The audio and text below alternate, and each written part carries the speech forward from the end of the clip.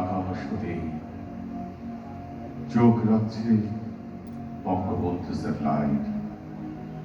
রূপান্তরিত বাংলাদেশের গল্প দেখবে বলে, সারা পৃথিবীকে দেখাবে বলে।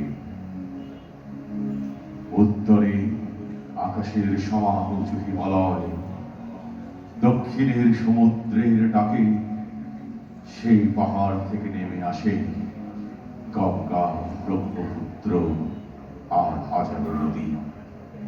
ওরা নিয়ে আসে বলি মাটি, সেই বলি জমে জমে জন্ম হলো পৃথিবীর সবচেয়ে বড় নদী, উর্বর শস্য ভূমি শ্যামল বাংলা।